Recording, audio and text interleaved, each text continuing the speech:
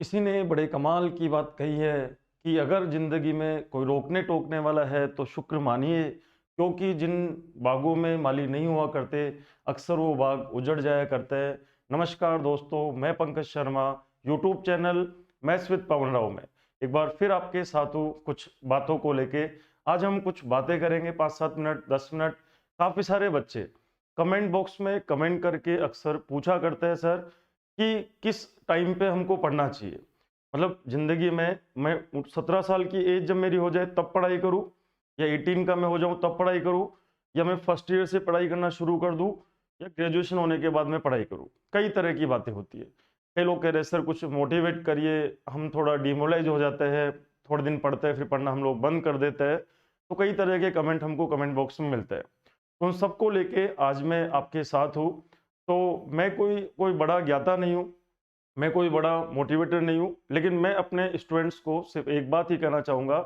सबसे पहली बात कि पहले क्या होता था दोस्तों, आज से कुछ टाइम पहले, कुछ सालों पहले बच्चा वेट करता था कि पहले मैं फर्स्ट ईयर करूँगा, फिर मैं सेकंड ईयर करूँगा, फिर मैं थर्ड ईयर करूँगा, थर्ड ईयर के बाद में फिर मैं तैयारी करूँगा।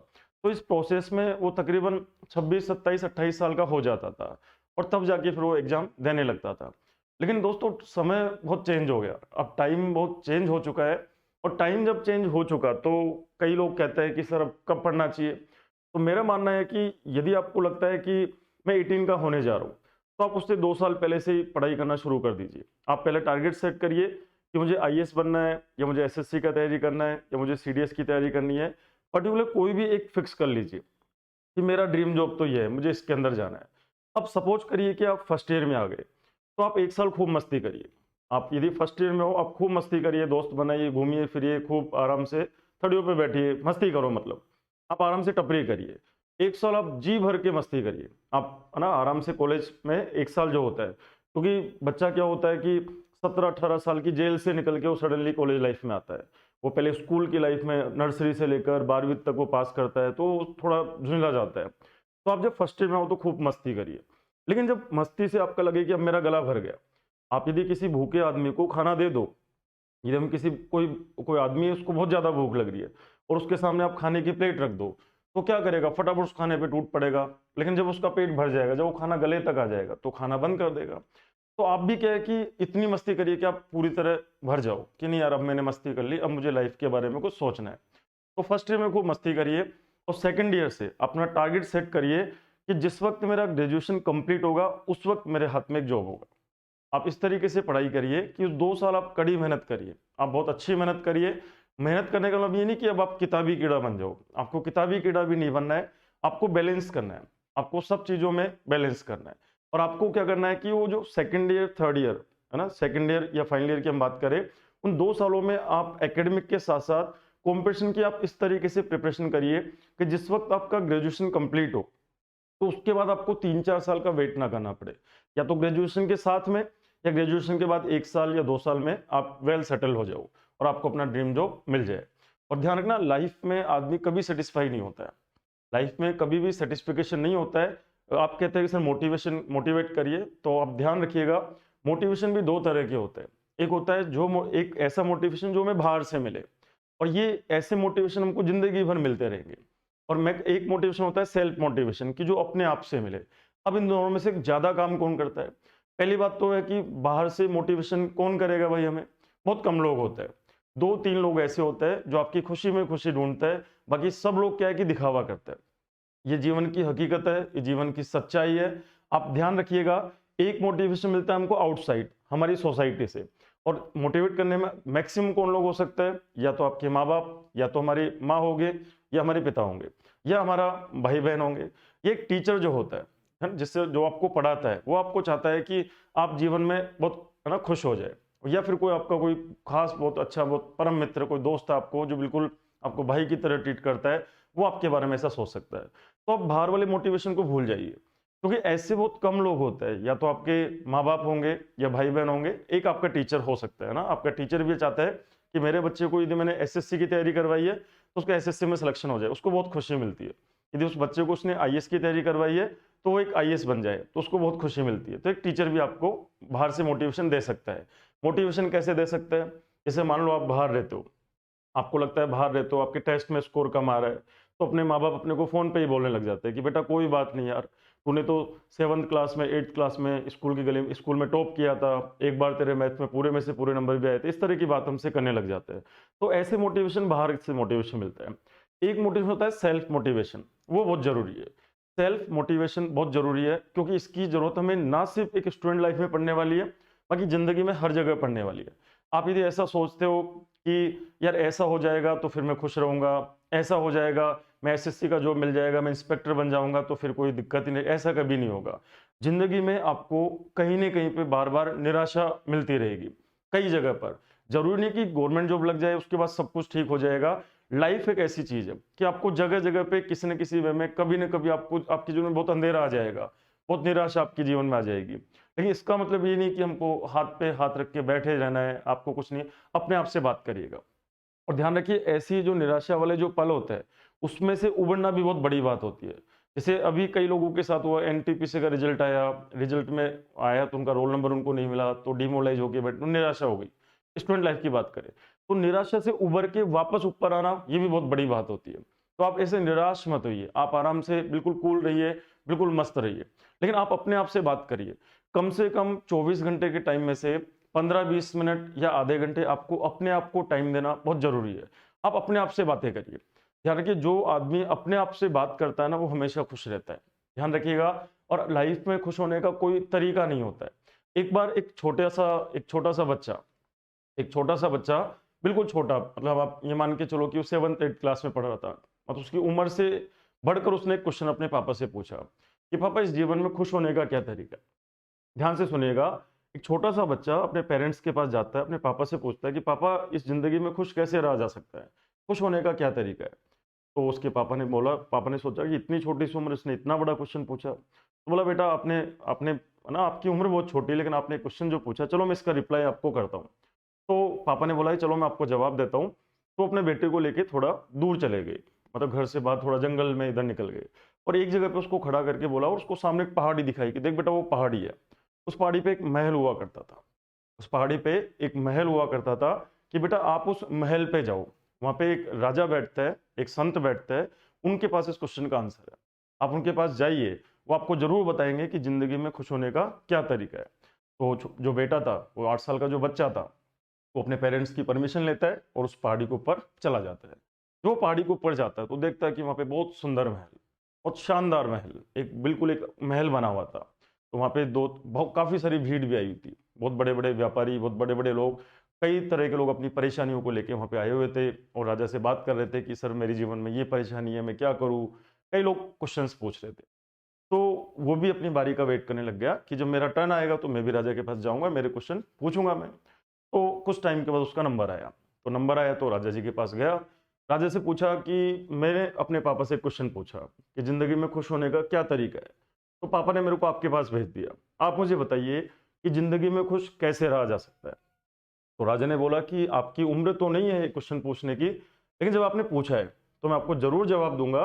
लेकिन पहले आप जिससे क्वेश्चन पूछ रहे हो, पहले मेरे बारे में कुछ जान तो लो, राजा ने उनको बोला। राजा ने उस छोटे से बच्चे को बोला कि पहले आप मेरे बारे में कुछ जान तो लो और मेरे महल को तो देख लो एक बार। आप अपने मेरे महल में घूमो, फिरो, देखो, मेरे को जानो और फिर मेरे से क्वेश्चन पूछो।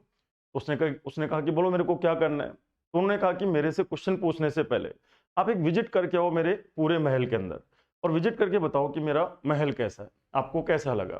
तो और लेकिन उन्होंने एक शर्त दी। उन्होंने क्या करा, उसके मुँह में एक चम्मच रख दी। उसके मुँह में बच्चे के मुँह में एक चम्मच रख दी और उस चम्मच में 1-2 बूंद उसने क्या करी, ऑयल डाल दिया, तेल डाल दिया उसने। उसने चम्मच उसने कहा कि आप महल को देखो, लेकिन ये चम्मच है, इसमें जो मैंने तेल डाली है ना 2 बूंद, ये गिरना नहीं चाहिए, इसका आपको ध्यान रखना है। तो बच्चे ने कहा ठीक है साहब, मैं घूम के आता हूँ। तो बच्चा क्या, पूरे महल में उसने चम्मच इस तरीके से चम्मच ले रखा है मुँह में और 2 ड्रॉप उसके अंदर डली हुई है। तो चला, चला, चला, घूमता रहा, घूमता रहा, घूमता रहा। कुछ टाइम के बाद वो राजा के पास आ गया। राजा ने बोला कि क्या आप महल घूम चुके हो? तो बच्चे ने बोला बिल्कुल घूम चुके हैं। तो राजा ने बोला कैसा लगा? तो उन्होंने कहा ठीक है। तो उन्होंने कहा कि क्या आपने वो झूमर देखा जो ऊपर लगा हुआ था? बहुत शानदार झूमर था, वो मैंने बाहर से मंगवाया था, क्या आपने उसको देखा, कैसा लगा झूमर? उसने बोला वो तो मैंने नहीं देखा। ठीक है। उन्होंने कहा कि मेरे महल में एक स्विमिंग पूल भी था, वो देखा आपने? स्विमिंग पूल में कितना कितना शानदार नीला रंग का, बिल्कुल एक ब्लू कलर का आपको वाटर दिख रहा होगा कि नहीं? उस पर तो मेरी नजर ही नहीं गई, मैंने वो भी नहीं देखा। अच्छा, उन्होंने बोला जो दीवारों पे नक्काशी हो रखी थी, बहुत शानदार कारीगरी हो रखी है, क्या उनको उस आपको ने उसको ऑब्जर्व किया? तो बच्चे ने बोला तो वो भी नहीं देखा। तो बोला क्या आपने मेरे गार्डन में देखा कि मैंने बहुत अलग-अलग किस्म के पेड़-पौधे उगा रखे हैं, क्या मेरे गार्डन को विजिट किया? तो बोला सर मैंने विजिट नहीं किया। कि फिर आपने क्या देखा? तो बच्चे ने बोला कि सर मेरा पूरा ध्यान तो उस चम्मच के ऊपर था। बच्चे ने बोला कि मेरा पूरा का पूरा ध्यान उस चम्मच के ऊपर था कि कहीं तेल ना बिखर जाए, इसलिए मैं महल को प्रॉपर नहीं देख पाया। तो राजा ने बोला फिर एक बार जाओ आप, है ना? वापस वही चीज चम्मच लेके गया कि चलो अब की बार दोबारा महल को देख के आना। तो अब की बार वो तन मन से पूरे ध्यान से पूरे महल को विजिट करके आया और आके फिर राजा को बोला कि वाह राजा जी, क्या शानदार महल आपने बना रखा है, बहुत आलीशान महल आपने बना रखा है, एक एक चीज मैंने देखी। तो राजा ने बोला वाह बहुत अच्छी बात है, आपने मेरे महल की तारीफ करी। तेल का है, वो जो चम्मच में तेल मैंने आपको दिया था वो तेल का है। तो उसने देखा तो तेल था ही नहीं उसके अंदर, उसको पता ही नहीं कि कब वो बिखर गया। तो उन्होंने कहा कि जिंदगी में खुश होने का यही तरीका होता है कि वो जो तेल था ना, वो छोटी सी प्रॉब्लम है, यदि आप उस प्रॉब्लम को अपने माइंड में रखोगे तो आप जिंदगी को नहीं देख पाओगे। उसने कहा कि वो चम्मच में जो 2 बूंद तेल थी ना, वो आपकी प्रॉब्लम है। यदि आप उस प्रॉब्लम पे ही ध्यान रखोगे तो जिंदगी में अपने सराउंडिंग्स में जो और अच्छी अच्छी चीज है ना, आप नहीं देख पाओगे। और यदि आपने उस प्रॉब्लम को एक बार दिमाग से निकाल दिया तो आप जिंदगी में लोग बाकी चीजों को देख पाओगे। लेकिन सेकंड कंडीशन में क्या करा उसने, अपना जो बेसिक कॉन्सेप्ट था, उसने तेल ना गिरना नहीं चाहिए था लेकिन उसने गिरा दिया। तो लाइफ में खुश होने का तरीका क्या? बैलेंस करना अपना, चाहे एजुकेशन लाइफ हो चाहे वो फैमिली लाइफ क्या हो, आप सबको क्या करिए, वेल बैलेंस करके चलिए। आप हर किसी को टाइम दे के करिए। यदि आपके घर में भाई बहन है, माँ बाप है, वाइफ है या और कोई है, तो सबको आप एक बार एक सिचुएशन, आप सब चीजों को बैलेंस करके चलिए। यदि आप ऐसा चलोगे तो लाइफ में आप खुश रहोगे। तो बेटे उस बच्चे को वहां पे उसका जवाब मिल गया। सबसे पहली बात कि जब कोई परेशानी हो, यदि आपने मान लो आप पढ़ाई कर रहे हो और आपको कोई चीज परेशान करके रख रही है और आप उस परेशानी पे ही ध्यान आपका जा रहा है, तो यकीन मानिए आप बाकी खुश होने के जो तरीके लाइफ में होते हैं वो आप नहीं देख पाओगे। तो पढ़ाई करनी चाहिए। मैं आपको यदि एसएससी की तैयारी कर रहे हो तो एसएससी को टारगेट करिए, किताबी कीड़ा मत बनिए। 24 घंटे ये मत रखिए। आप क्या करिए, आप बैलेंस करके चलिए। कब मुझे उठना है, कब मुझे सोना है, कब मुझे किसके साथ कितना टाइम स्पेंड करना है, कितने टाइम मेरे को पढ़ाई करनी है। यदि आपने बैलेंस करके चीजों को सहेजा, है ना, और आप इमोशनल अटैचमेंट सबसे रखिए, है ना, आप हर एक बंदे पे आप पूरी तरीके से डिपेंड मत होइए। यदि आप इमोशनल की बात करें, एक्स कहता है कि मैं, एक्स बोलता है कि मैं वाई के साथ ही रहूंगा और वाई कहता है कि मैं एक्स के साथ ही रहूंगा। 2 लोग हैं और दोनों में बहुत अच्छा इमोशनल अटैचमेंट है। वो कह रहा है कि एक्स बोलता है कि मैं तो वाई से शादी करूंगा और वाई बोलता है कि मैं तो एक्स से ही शादी करूंगी। तो क्या है कि दोनों में एक इमोशनल, लेकिन वो एक दूसरे पे डिपेंड हो गए, पूरी तरह डिपेंड है। अब उन्होंने कहा कि वो घर से भाग गए। क्या होगा उनके बीच में, एक्स और वाई के बीच में? इमोशनल अटैचमेंट पे दुनिया नहीं चलती है। साल भर वो गुजार लेंगे, है ना। वो कहता है कि सर, वो बाकी लोगों ने उनसे पूछा कि आप कैसे स्पेंड करोगे आगे का टाइम, तो बोला है कि यार दिल में जगह होनी चाहिए, घर में जगह नहीं भी हो, पैसा नहीं भी हो तो काम चलता है, प्यार होना चाहिए। चलो बहुत अच्छी बात है, दोनों ने शादी कर ली, एक्स और वाई ने शादी कर ली। अच्छा, शादी करने के बाद क्या हुआ? 1 साल के बाद या तो दोनों एक दूसरे का सर फोड़ेंगे या दोनों में डिवोर्स हो जाएगा, तलाक हो जाएगा। तो ऐसा नहीं होता। तो क्या होना चाहिए फिर? एक्स वाई पे डिपेंड था, वाई एक्स पे डिपेंड था, दोनों में बहुत गहरा इमोशनल अटैचमेंट था। इस इमोशनल अटैचमेंट के कारण उन्होंने बाकी इमोशंस को छोड़ दिया। उस एक्स का अपने पेरेंट्स से, माँ से, पिता से, भाई से, बहन से, दोस्तों से जो इमोशनल अटैचमेंट था, यदि उसने उनके साथ भी बैलेंसिंग किया होता तो लाइफ में जब ऐसी, है ना, जब बुरा वक्त आता है तो वो लोग ही उसका साथ निभाते। लेकिन आपको पूरी तरह एक इमोशनल बॉन्डिंग के साथ में आप पूरा अपना टाइम स्पेंड करिए लोगों के साथ में। आप पूरा जो जो लोग आपके सराउंडिंग्स में हैं उनको भी टाइम दीजिए। आप प्रॉपर नींद भी लीजिए, प्रॉपर आप डाइट भी लीजिए और आप पढ़ाई को, आप 24 घंटे आप किताबी कीड़ा बन के मत पढ़िए और बहुत शानदार आप पढ़िए तो आपका सिलेक्शन जरूर होगा। और कोई भी चीज़ पैनिक होके, पेनफुली काम नहीं किया जाता। बिल्कुल आप बिंदास मूड में आप काम करिए। कई लोग कहते हैं सर हमें मोटिवेशन की बहुत जरूरत है। ध्यान रखिए, बाहर से आपको कोई मोटिवेट नहीं कर सकता। जो आपका इनर मोटिवेशन, जो आप अंदर से मोटिवेट होगे ना, तो वही आपका क्या होता है दोस्तों, सच्चा मोटिवेशन होता है। और आप सेल्फ मोटिवेट होना बहुत जरूरी है। तो आप लोग बहुत अच्छी पढ़ाई करिए, प्रॉपर वे में आप नोट्स बना के, जो भी चीज़ आप पढ़ रहे हो, जैसे मान लो आपके 4 सब्जेक्ट आते हैं तो चारों सब्जेक्ट के प्रॉपर नोट्स बनाइए।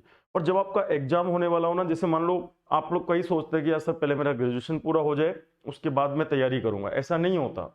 आप लोग क्या करिए, फर्स्ट ईयर के बाद, मैंने कहा ना मस्ती करो खूब करनी है तो, लेकिन सेकंड ईयर से फिर चीज़ों में तालमेल बिठाना शुरू करिए कि मेरे को ये पढ़ाई भी करनी है, मेरे को यहाँ पे भी टाइम देना है, मुझे इतनी नींद लेनी है, सारा चीज़ प्रॉपर प्लानिंग में काम करिए। और बिल्कुल सिस्टमेटिक वे में पढ़िए, चीज़ों को रटा मत करिए। हमने कहा चाहे कोई भी सब्जेक्ट हो, चीज़ों को रटिए मत, चीज़ों की आप डीप में जाइए, आप उनकी तह तक जाइए और आप चीज़ों को समझिए, क्योंकि जब आप चीज़ों को समझने लगोगे ना तो चीज़ें आपको याद होने लगेगी। और यदि आप चीज़ों को रटेंगे तो कुछ टाइम तक तो चीज़ें आपकी मेमोरी में होगी, लेकिन एग्जाम के वक्त जिस हॉल में बैठ के आप एग्जाम दे रहे होंगे ना, वहां पे जाके आप सब चीज़ें भूल जाओगे।